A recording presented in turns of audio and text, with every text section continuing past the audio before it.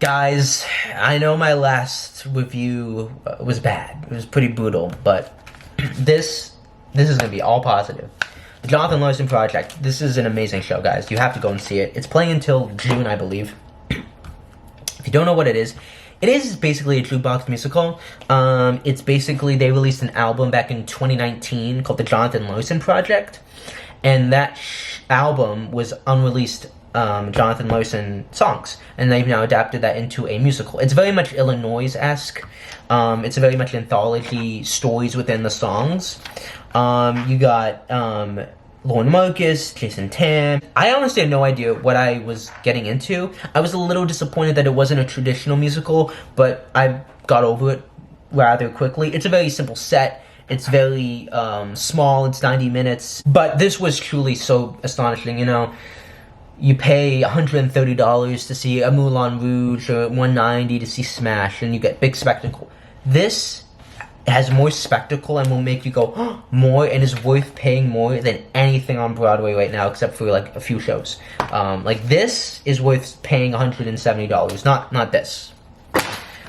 This is worth it because I often say that you can have all the spectacle you want, the biggest sets, the biggest costumes. But if it's not a compelling book, there's no good music and lyrics, the acting isn't good, it's not even worth doing. Because sets and costumes and lighting can only save you so much. Moulin Rouge taught me that, because that show is horrible. And the spectacle got really old. But yeah, but what makes this so spectacular and so has so much spectacle is in the simple things they do. I think having effective lighting and acting can be the spectacle. Obviously, the songs are all bangers. Some of the songs aren't in the album, actually, which I was surprised at. But some highlights is Out of My Dreams. And that is a well-known song. It was on the Tick Tick Boom movie album. Yeah, and Out of My Dreams, they have this great moment where, like, it's about a breakup, right? And so Jason Tam is the boyfriend, and they like get these two like sheets from that you'd see in a bed, and they like go like whoosh it over them, and he's just gone. I don't know how they did that, because like it's not like it's a big space, and it was like, whoa, that's an amazing, spectacular moment.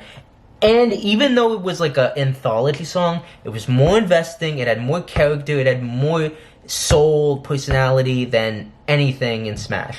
The lighting the lighting was amazing in this show. I mean, the lighting was so effective, so beautiful, very Illinois-esque in the lighting. I think I would have liked if they had a bit more dancing in a few of the earlier numbers, but in general, like, it was very much Illinois 2.0 in all the best ways. It wasn't like it was a copy and paste. It just felt like that in Illinois. But Valentine's Day was a number. I just love Valentine's Day, and what is it? One of These Days in Green Street, just bangers. But the Vision thing, which basically is about a female candidate running for office, was, wow, that was compelling, because it was really its own story. And I don't want to spoil it. But it was very much reflecting on politics in America today. And it was like, wow, like, that was impactful, that was moving, that was resonating, that was showing kind of, I think, the cynicalism of politics, and not just on the conservative side, but on the left side as well. And I thought I really enjoyed the critique of it, and the darkness and the satire of it. I mean, Jonathan Larson he could have done so many amazing things. One thing that I had an issue with was in White Male World, which is another great song. The lyrics were changed, and it's interesting because in the playbill they say none of the lyrics were changed. In the album, they say we're gonna hang a black guy, a Jew, and they use the F slur. And again, I understand why, that word isn't great, obviously, and Jonathan Larson wrote this back in 1991, but I feel like it does a disservice to him, and I think they chickened out on it. And and I honestly, I'm at a point where I don't care if people get offended. It's like, it's a word, like, get over it. And again, there are great defenses and counter arguments you can make, but I just feel like the impact of it was lost because they just said gay guy. It lost its edge. The Truth Is a Lie was a great song that really talked about, you know, the news and how we can abuse it, and really compelling stuff. And then at the end they had a tribute to Jonathan, where we saw him singing the last song, which was Piano. But yeah, this was a beautiful show. They do use projections, but it's very effective. I don't want to give too much away because I want people to see it. So all I'll say is that this is something that you just need to go and see to understand why it's so good. And if you want to see something, go and see the Jonathan Larson project. You will not be disappointed. It's got, even if you've never listened to Jonathan Larson before, which you have if you've seen Rent, you'll love these songs. They're compelling. They're great.